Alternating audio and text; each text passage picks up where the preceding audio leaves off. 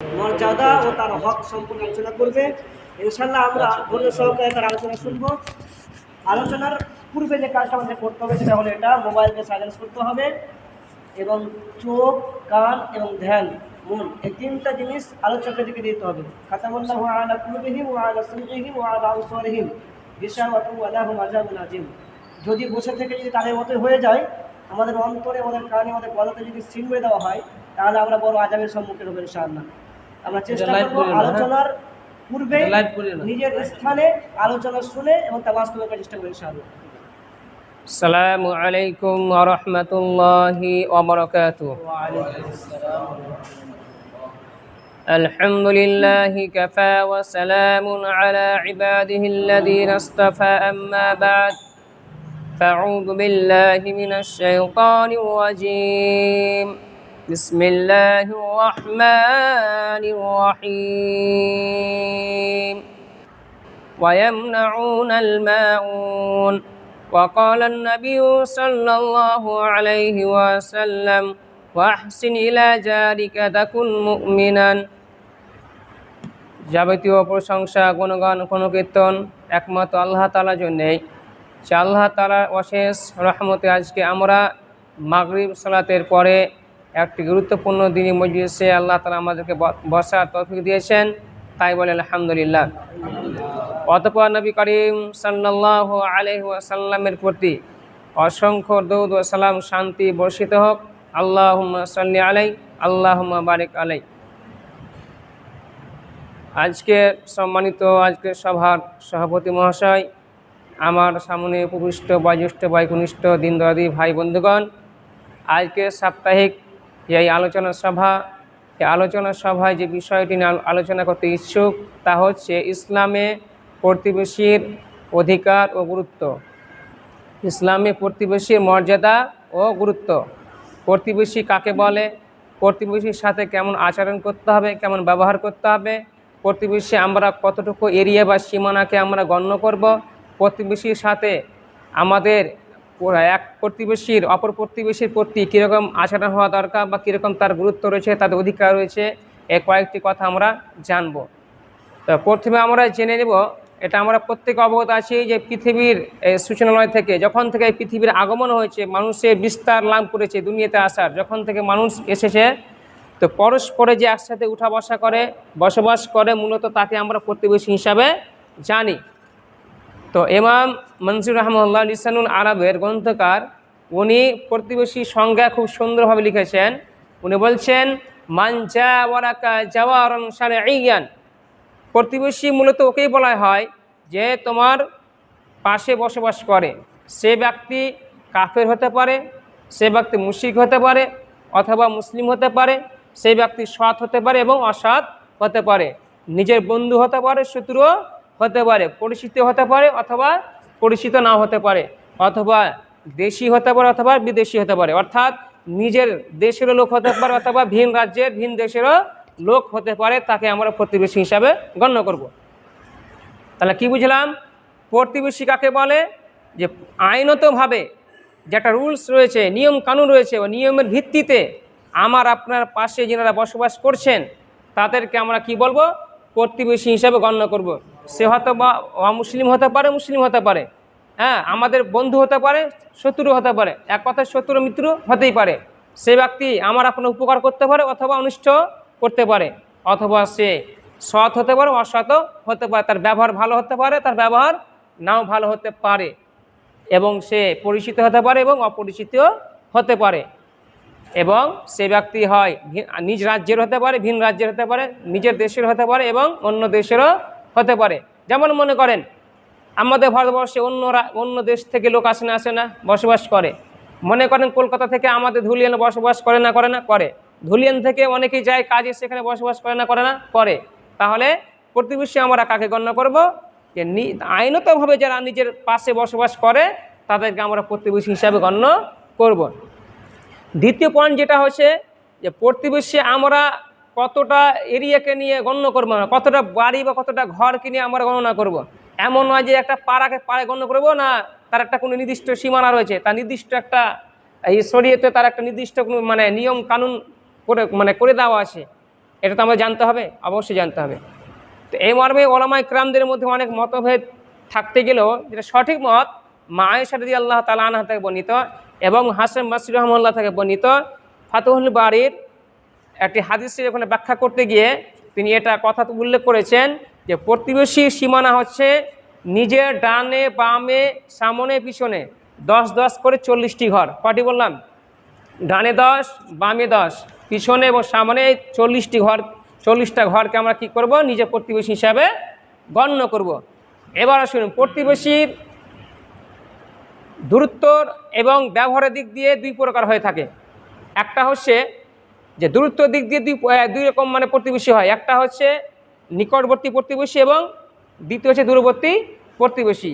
ব্যবহার, তার আখলাক, তার চালচলন, ক্যারেক্টারের দিক দিয়ে দুই রকম প্রতিবেশী হয়। একটা হচ্ছে সৎ প্রতিবেশী, একটা হচ্ছে অসৎ প্রতিবেশী। ভালো ব্যবহারের প্রতিবেশী এবং খারাপ ব্যবহারের প্রতিবেশী। এবার আসুন, প্রতিবেশীর 3 প্রকারভাবে তাদের অধিকার পায়। নাম্বার 1 হচ্ছে অমুসলিম বা মুশরিক প্রতিবেশী। তার একটা অধিকার রয়েছে, মানে আমার আপনার প্রতি তার একটা দাবি রয়েছে, তার একটা প্রাপ্য রয়েছে, তার অধিকার রয়েছে। সেটা কি? যে নিজের প্রতিবেশী হিসাবে তার অধিকার রয়েছে, তাকে আমরা কি করব? নির্যাতন করব না, তাকে ভালোভাবে রাখবো, তাকে দেখভাল করতে হবে আমাদেরকে, এবং আমাদের যদি সাহায্য চায় তাহলে তাকে সাহায্য দিতে হবে। দ্বিতীয় হচ্ছে যে মুসলিম প্রতিবেশী, তাহলে তার দুই রকমভাবে আমাদের প্রতি তার অধিকার রয়েছে। নাম্বার 1 হচ্ছে যে প্রতিবেশী হিসাবে তার অধিকার রয়েছে আমাদের প্রতি, আর দ্বিতীয়ত হচ্ছে যে মুসলিম হিসাবে অর্থাৎ ধার্মিক হিসাবে আমার আপনার প্রতি কী রয়েছে? ওর অধিকার রয়েছে। 3 নম্বর যেটা হচ্ছে সেটা হচ্ছে যে মুসলিম আত্মীয় প্রতিবেশী। কি বললাম? মুসলিম আত্মীয় প্রতিবেশী। তাহলে তার আমার আপনার প্রতি 3টা অধিকার রয়েছে, তার 3টি হক রয়েছে। নাম্বার 1 হচ্ছে প্রতিবেশী হিসাবে তার অধিকার, ধর্মের দিক দিয়ে অধিকার, এবং আত্মীয় হওয়ার কারণে আমার আপনার প্রতি তার অধিকার। এবার আসুন, প্রতিবেশীর গুরুত্ব কোরআন এবং হাদিসে যদি আমরা স্টাডি করি, দেখি, তাহলে অপরিসীম রয়েছে। তো সংক্ষিপ্ত আকারে আমি আলোচনা করব আজকে। প্রথমে আমরা জেনে নেব প্রতিবেশীর কতটা মর্যাদা, কতটা গুরুত্ব। আমি একটি কোরআনের আয়াত এবং একখান হাদিস পরিবেশন করব, তার ব্যাখ্যা বিশ্লেষণ করব, মনোবিষিত হবেন। শুনুন, আল্লাহ তাআলা নিজের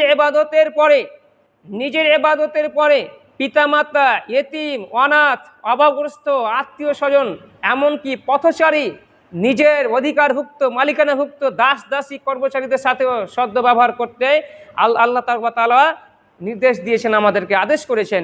এই মর্মে আল্লাহ তাআলা সূরা আন-নিসার 36 নম্বর আয়াত আল্লাহ তাআলা বলছেন, ওয়া'বুদুল্লাহা ওয়া লা তুশরিকু বিহি শাইআন ওয়া বিল ওয়ালিদাইনি ইহসানা। তোমরা আর কি করো?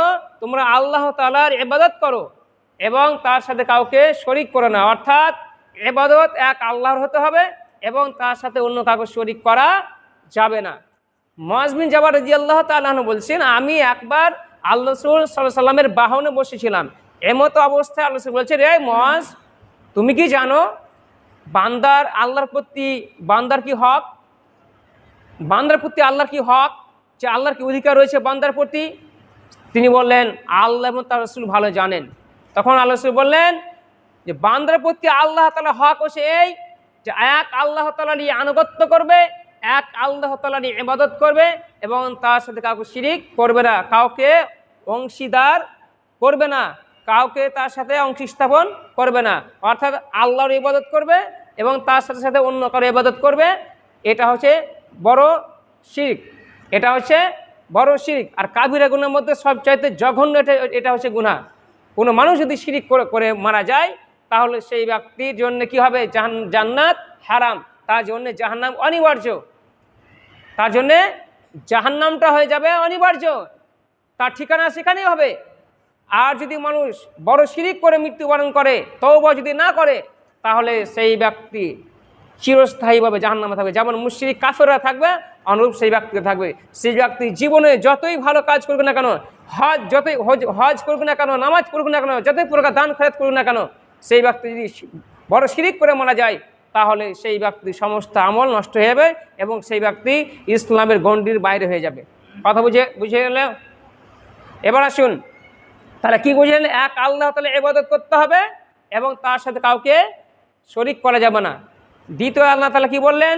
আবিল ওয়ালিদাইনি ইহসানা, পিতামাতার সাথে এবং আত্মীয় স্বজনের সাথে, এমনকি এতিম, অনাথ, যারা অভাবগ্রস্ত, দূরবর্তী প্রতিবেশী, নিকটবর্তী প্রতিবেশী এবং পথচারী, হয়তো পথে চলছেন এমন মানুষ, ভিন জায়গার মানুষ পথে চলাচল করছেন, এমন নয় যে অন্য জায়গায় লোক আছে বলে তার প্রতি আমরা খারাপ আচরণ করব, খারাপ ব্যবহার করব, সেটাও নয়। আল্লাহ তাআলা বলছেন পথচারীর সাথেও তোমরা কি করবে? সদ্য ব্যবহার করবে। এমনকি নিজের সঙ্গীর সাথী, বন্ধু বান্ধব, তাদের সাথেও ব্যবহার করবে এবং নিজের অধিকারভুক্ত, নিজের মালিকানাভুক্ত দাস দাসী, যারা কর্মচারী, তাদের সাথেও ভালো ব্যবহার করবে। শুনুন, নবী করিম সাল্লাল্লাহু আলাইহি সাল্লাম একবার বলছেন, একদা সাহাবী বর্ণনা করছেন যে তিনি বললেন ওই ব্যক্তি ধ্বংস হোক, ওই ব্যক্তি ধ্বংস হোক, 3 বার কথাটা বললেন। আল্লাহ সাল্লামকে সাহাবী বলছেন, কোন ব্যক্তি? যেই ব্যক্তি তার পিতা মাতাকে পেল অথবা তাদের মধ্যে একজনকে পেল কিন্তু তাদের সেবা করে জান্নাত লাভ করতে পারলো না, সেই ব্যক্তি কি হোক? ধ্বংস হোক। তা আল্লাহ তাআলা কি করলেন? নিজের ইবাদতের সাথে সাথে প্রথমেই আল্লাহ তাআলা নিজের পিতা মাতার সাথে সদ্য ব্যবহার করতে আদেশ দিলেন। শুনুন, প্রতিবেশীর কতটা গুরুত্ব রয়েছে, মর্যাদা রয়েছে, প্রতিবেশীর কতটা সম্মান রয়েছে ইসলামে। নবী করিম সাল্লাল্লাহু আলাইহি সাল্লামের একটা হাদিসের দিকে যদি আমরা লক্ষ্য করি, ফলো করি, তাহলে ওই হাদিসের মাধ্যমে আমরা বুঝতে পারব। নবী করিম সাল্লাল্লাহু আলাইহি সাল্লাম বলেন, জিবরাইল আলাইহিস সালাম আমার কাছে ওহী নিয়ে আসতেন এবং মাঝে মাঝে আমাকে প্রতিবেশী সম্পর্কে, প্রতিবেশী অধিকার সম্পর্কে আমাকে বলতেন।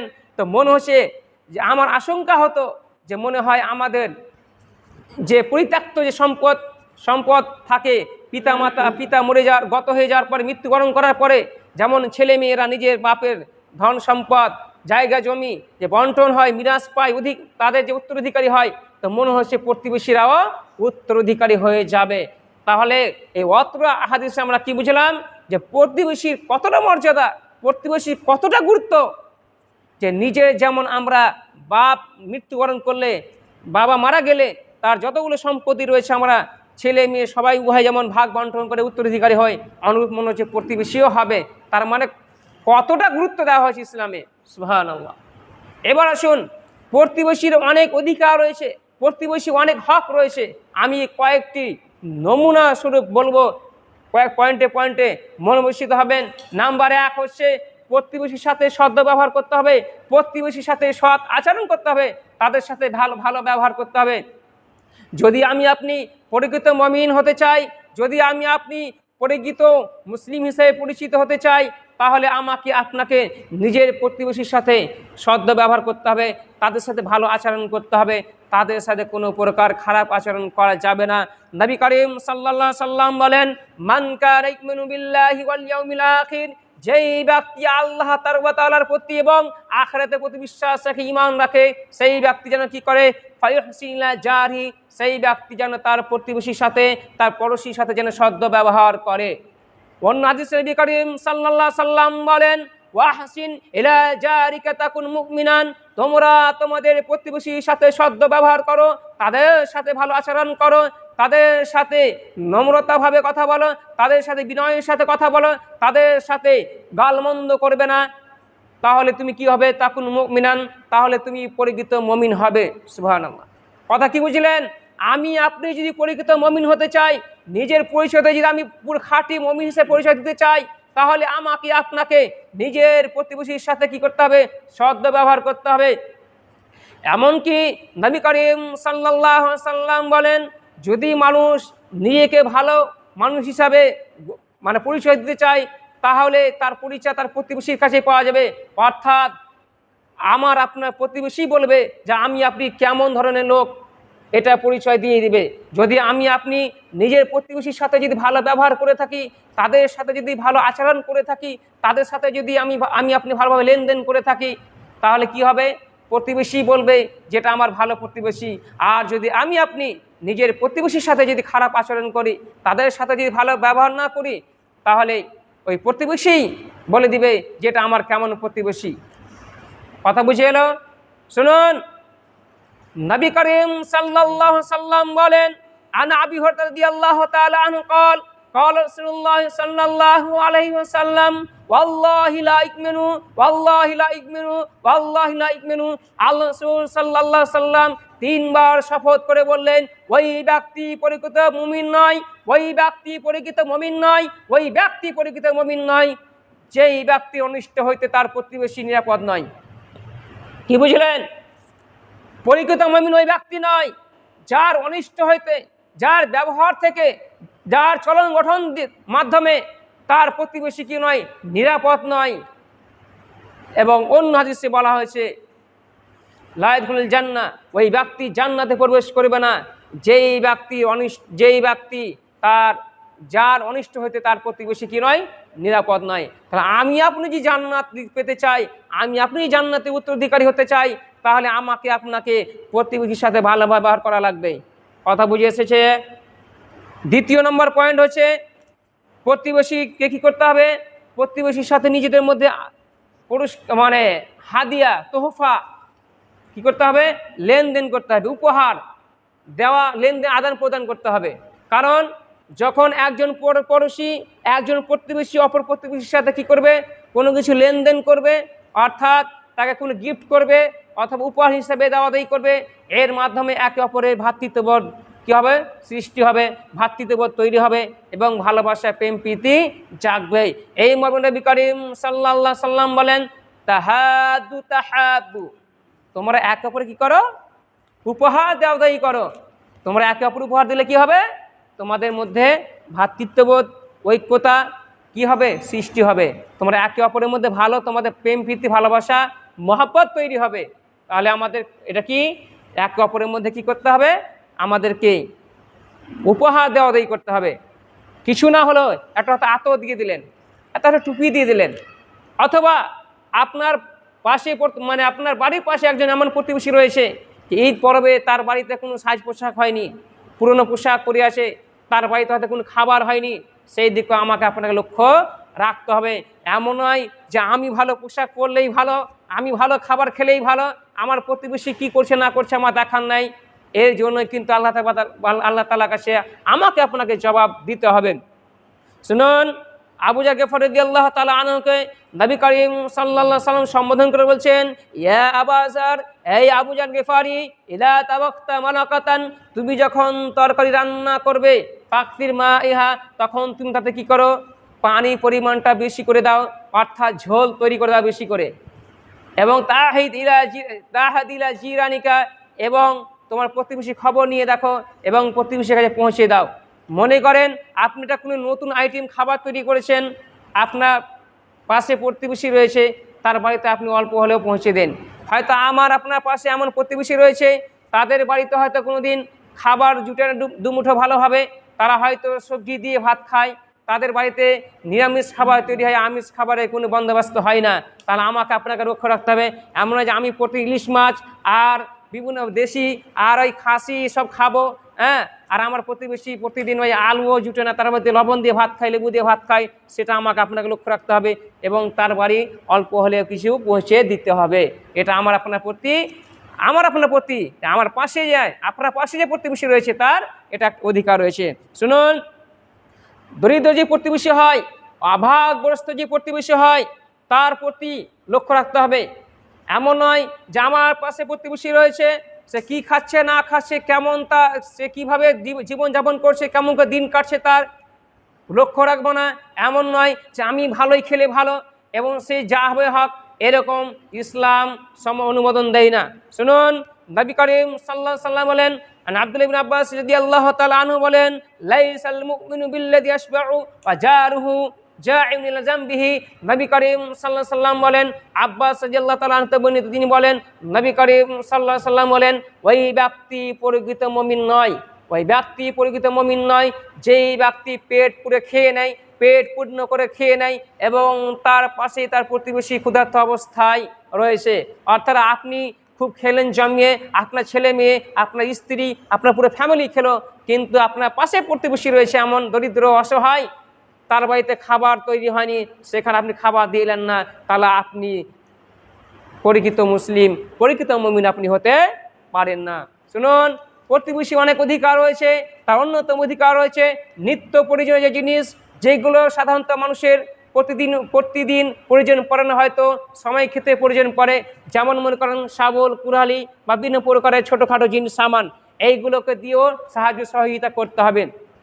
কিন্তু এমন নয় যে আপনার কাছে রয়েছে, আমার কাছে রয়েছে, তারপর অজুহাত দেখে আমি দিলাম না, তাহলে এর জন্য আমাদের জন্য দুর্ভোগ রয়েছে। এই মর্মে আল্লাহ তাআলা সূরা আল মাউনের মধ্যে বলছেন, ওয়ায়ামনাউন আল মাউন, যারা ছোটোখাটো জিনিসগুলো থেকে বিরত থাকে, দেওয়া থেকে, তাদের জন্য দুর্ভোগ, অর্থাৎ তারা ওয়াইল নামে, জাহান্নামে তাদেরকে নিক্ষেপ করা হবে। সুবহানাল্লাহ। ভাবতে পেরেছেন কতটা ভয়াবহ রয়েছে এখানে, যে আপনার প্রতিবেশী আপনার কাছে এমন একটা সামান রয়েছে, এমন একটা জিনিস রয়েছে যেটা হয়তো তার নেই, আপনাকে চাইতে এসেছে, তার প্রয়োজন রয়েছে, কিন্তু আপনি দিচ্ছেন না, অজুহাত দেখিয়ে তাকে পাঠিয়ে দিচ্ছেন, তাহলে এর জন্য জবাবদেহি দিতে হবে। অতএব আমাদেরকে এটাও লক্ষ্য রাখতে হবে, ছোটোখাটো জিনিস, নিত্য প্রয়োজনীয় যে জিনিসগুলো রয়েছে সেইগুলো দিয়েও আমাদের প্রতিবেশীদেরকে সাহায্য সহযোগিতা করতে হবে। শুনুন, এক প্রতিবেশী অপর প্রতিবেশীর মধ্যে যদি ঝামেলা বেঁধে যায়, তাদের মধ্যে যদি মনোমালিন্য হয়ে যায়, এক অপরে যদি কোনো ঝগড়া ঝামেলা হয়ে যায়, তাহলে তৃতীয় পক্ষ লোক গিয়ে কী করবে, তাদের মিটমাট করে দেবে, মীমাংসা করে দেবে। আল্লাহ তাআলা বলছেন সূরা হুজুরের মধ্যে, আসলিহু বাইনা আখাইকুম, তোমরা তোমাদের প্রতিবেশীর মধ্যে কী করো, মীমাংসা করে দাও, তাদের মধ্যে সুলহ করে দাও। কিন্তু বড় দুঃখের বিষয়, আজকে বর্তমান প্রেক্ষাপটে, বর্তমান সমাজ যদি আমরা লক্ষ্য করে দেখি, তাহলে ছোটোখাটো যদি একটা ঝগড়া ঝামেলা হয়ে যায়, ভাই ভাই হোক বা হয়তো অন্য প্রতিবেশীর সাথে হোক, যদি ঝামেলা বেঁধে যায়, তাহলে সেই ঝামেলাটাকে অনেক মানুষ রয়েছে, অনেক প্রতিবেশী রয়েছে, তারা এই দিকে গিয়ে যাচ্ছে পেট্রোল, ওই দিকে দিচ্ছে ডিজেল, দিয়ে একেবারে ঝগড়াটাকে এমন বড় আকারের ধারণ করে ফেলছে। অথবা এমন পর্যায়ে হয়েছে যে প্রতিবেশী হয়তো 2 জনে 3 জনে ঝামেলা হয়েছে, সেটা চাইলে গ্রামের সরকার মেম্বাররা তারা সমাধান করতে পারবে, কিন্তু তারা নিজের ভোট ব্যাংকে বজায় রাখার জন্যে, যাতে করে আমার ভোট না কেটে যায়, তার কারণে তারা কি করে, বিপক্ষ হয়ে যায়। কেমন বিপক্ষ হয়, পন্থী চলে আসে এখানে, এ অমুক পন্থী, সে তুমুক পন্থী, দিয়ে ঝগড়াটে ওই এমএলএ, ওই এমপি এসে এই দিদি উস্কানি দিচ্ছে, ওদেরকে উস্কানি দিচ্ছে, দিয়ে একটা বড় মাপের ঝগড়া তৈরি হচ্ছে। শুনুন, এইগুলো হচ্ছে আমাদের সমাজের অবস্থা, আর যার কারণে মুসলিম সমাজের অধঃপতনের অনেক কারণ রয়েছে। মুসলিম সমাজের অধঃপতনের অনেক কারণ রয়েছে, তার অন্যতম কারণ হচ্ছে এই যে ঝুট ঝামেলা, নিজেদের একে অপরের মধ্যে মিল নেই, যার কারণে আমাদের মুসলিম সমাজকে যেখানে সেখানে লাঞ্ছিত, অপমানিত হতে হচ্ছে। যদি আমরা নবী সাহাবায়ে কেরামদের জীবনের দিকে যে লক্ষ্য করে দেখি, তাহলে মুশরিক কাফেরদের কত সংখ্যা, যুদ্ধের ক্ষেত্রে সাহাবায়ে কেরামদের সংখ্যা ছিল একবারে মুষ্টিময় কয়টি, তারপরেও আল্লাহ তাআলা বিজয় দান করেছেন, কারণ উনাদের ইমানি অবস্থার কারণে। শুনুন, প্রতিবেশী অধিকার অনেক রয়েছে, তার মধ্যে অন্যতম অধিকার রয়েছে, যদি আমরা আপনার প্রতিবেশী কেউ মাইয়েত হয়, মারা যায়, তাহলে তার জন্য খাবার তৈরি করে দেওয়া। এমন নয় যে ওর বাড়িতে মাইয়েত হয়েছে আর আমরা কি করব না, সেই খাবার তৈরি করবে, এমনটি নয়। যখন জাফর রাদিয়াল্লাহু তাআলা আনহুর সুসংবাদ, জাফর রাদিয়াল্লাহু তাআলা মৃত্যুর সংবাদ আল্লাহ রাসূল সাল্লাল্লাহু আলাইহি ওয়াসাল্লামের কাছে পৌঁছালো, তখন তিনি বললেন যে তোমরা খাবার তৈরি করে জাফর রাদিয়াল্লাহু তাআলা আনহুর পরিবারের কাছে পৌঁছে দাও, কারণ তাদের বাড়িতে বিপদ হয়েছে। শুনুন, প্রতিবেশীর অনেক অধিকার রয়েছে, তার অন্যতম অধিকার হচ্ছে যদি প্রতিবেশী অসুস্থ হন, তাহলে প্রতিবেশীকে দেখতে যাওয়া। প্রতিবেশী যদি মাইয়েত হয়, তাহলে তার জানাজায় অংশগ্রহণ করা। এবং প্রতিবেশী অনেক অধিকার রয়েছে, তার অন্যতম অধিকার হচ্ছে তার জান মাল ইজ্জত রক্ষা করা। কিন্তু বড় দুঃখের বিষয়, আজকে আমাদের একটু আগে বললাম, ঝগড়া হলে, ঝামেলা হলে আমরা কি করি, লুটপাট করার চেষ্টা করি, ভাঙচুর করার চেষ্টা করি। এটা কিন্তু ইসলাম সমর্থন করে না। শুনুন, এবং আমরা চাই অন্য মুসলিমের মানহানি, ইজ্জত নষ্ট করতে। আমরা তাদের ক্যারেক্টার সম্পর্কে মানুষের কাছে বলে থাকি, ওর মেয়ে উমুক তুমুক, ওই লোকটার ব্যবহার উমুক, সে গোপনে উমুক করে তুমুক করে, এরকম আমরা কথা বলে থাকি। কিন্তু শুনুন, নবী করিম সাল্লাল্লাহু আলাইহি ওয়াসাল্লাম বলেন, মান সাতরা মুসলিমান সাতরাহুল্লাহু ফি দুনিয়া ওয়াল আখিরাহ, যদি কোনো মুসলিম একজন অন্য মুসলিমের যদি তার গোপন তথ্যকে যদি গোপন রাখে, আল্লাহ তাআলা দুনিয়া বা আখিরাতে সেই ব্যক্তিরও গোপন তথ্য কী করবেন, গোপন রাখবেন। এবং প্রকৃত মুসলিম সেই ব্যক্তি, আল্লাহ সাল্লাল্লাহু বলেন, আল মুসলিমু মান সালিম আল মুসলিমুনা মিন লিসানি ওয়া ইয়াদিহি, প্রকৃত মুসলিম সেই ব্যক্তি যার জুবার এবং হাত হইতে তার অন্য মুসলিম ভাই কি নিরাপদ। অর্থাৎ আমার আপনার ব্যবহারের মাধ্যমে দুঃখ কষ্ট পাই না। সাধারণত সবচাইতে মুখের যে কথা, মুখের যদি কারো কথা কারো অন্তরে লেগে যায় তাহলে সেটা তরবারি যদি যেমন আঘাত লাগে সে আঘাত কিন্তু মিটে যায়, কিন্তু অন্তরে যে ব্যথা, অন্তরে যে আঘাত, এই আঘাত কখনো মিটে না। কাজী আল্লাহ প্রথম কি বললেন? আল মুসলিমান সালিম আল মুসলিমুনা ইয়াদি লিসানি ওয়া ইয়াদি। প্রথমে জবানের কথা বললেন, তারপর হাতের কথা বললেন। শুনুন, প্রতিবেশীর অনেক অধিকার রয়েছে, অন্যতম অধিকার রয়েছে যে আমরা প্রতিবেশীকে নির্যাতন করে, তাকে জ্বালাতন করে, তার প্রতি অত্যাচার করে তাকে আমরা গৃহ ত্যাগ করাতে পারি না। যদি কোনো মানুষ কি করে, তার নিজের প্রতিবেশীকে অত্যাচার করে, জুলুম করে, তার প্রতি একেবারে পুরো পাড়ায় তার প্রতি ক্ষিপ্ত হয়ে, অর্থাৎ ওকে মানে বিতাড়িত করার জন্যে তার প্রতি ঝাঁপিয়ে যদি পড়ে, আর সেই প্রতিবেশী যদি কী হয় নিজের গৃহ পরিত্যাগ করে চলে যায়, তাহলে যারা এমন ব্যবহার করবে তাদের ঠিকানা হচ্ছে জাহান্নামে। সাহাবা রাদিয়াল্লাহু তাআলা বলছেন, যদি কোনো মানুষ কি করে নিজের প্রতিবেশীকে অত্যাচার করে, জুলুম করে এবং তাদের সাথে খারাপ আচরণ করে, তাহলে সেই ব্যক্তি আর এই খারাপ ব্যবহার করার কারণে, খারাপ আচরণ করার কারণে, তার প্রতি অত্যাচার করার কারণে, জুলুম করার কারণে যদি সেই ব্যক্তি গৃহ ত্যাগ করে, তাহলে সে ব্যক্তি কি হালাকুন, সে ব্যক্তি ধ্বংস। তা প্রতিবেশী অনেক অধিকার রয়েছে, প্রতিবেশীর অনেক অধিকার রয়েছে। আর এই যে প্রতিবেশীর সাথে ঝামেলা করা, লড়াই, ভাইয়ে ভাইয়ে পরপরে প্রতিবেশীর সাথে, এইগুলো হচ্ছে কিয়ামতের লক্ষণ। এইগুলো কিয়ামতের নিদর্শনের মধ্যে একটি নিদর্শন। কিয়ামতের লক্ষণ এইগুলো, মানে ওই জন্য আমাদেরকে সতর্ক থাকতে হবে এবং বেশি বেশি করে আল্লাহকে দোয়া করতে হবে যে আল্লাহ আমাদেরকে খারাপ প্রতিবেশী থেকে নিরাপদ রাখুন। কারণ মানুষ এমন রয়েছে যে মানুষের মন হচ্ছে মানে পরিবর্তনশীল। মানুষের মন হয়তো এখন এক রয়েছে, পরে হয়তো আর এক হতে পারে। কাজেই আমাদেরকে প্রতিবেশীর কি অধিকার, প্রতিবেশী কাকে বলে, প্রতিবেশীর সাথে কি আচরণ করা দরকার, প্রতিবেশীর সাথে কেমন ব্যবহার করা দরকার, এইগুলো আমাদেরকে লক্ষ্য রাখতে হবে। পরিশেষে আল্লাহ তাকে দোয়া করি, সে আল্লাহ আমাদেরকে সর্বক্ষণে সর্বাবস্থায় প্রতিবেশীর সাথে ভালো আচরণ করা, প্রতিবেশীর হককে বোঝা এবং তাদের অধিকারগুলোকে আমাদেরকে প্রত্যেককে আদায় করার তৌফিক দান করুন, আমিন। এবং সর্বক্ষণে সর্বাবস্থায় কোরআন এবং সেই হাদিসকে মেনে চলার তৌফিক দান করুন, আমিন। হে আল্লাহ, আমরা যেন ইসলামী অবস্থায় এই দুনিয়াতে বেঁচে থাকি এবং ইমানি অবস্থায় মৃত্যুবরণ করি, সে তৌফিক দান করুন, আমিন। হে আল্লাহ, এই যে বর্তমান সময়ে বাংলাদেশে অনেক দুর্ভিক্ষ দেখা দিয়েছে, বন্যায় মানুষ কত লাঞ্ছিত হয়েছে, মানুষের কত অভাবগ্রস্ত, মানুষ কত হাহাকার করছে। আল্লাহ, তাদেরকে তুমি কি করে বন্যা থেকে মুক্তি দাও, আমিন। ওয়া আখিরু দাওয়ানা আলহামদুলিল্লাহি রাব্বিল আলামিন। আসসালামু আলাইকুম ওয়া রাহমাতুল্লাহি ওয়া বারাকাতুহু।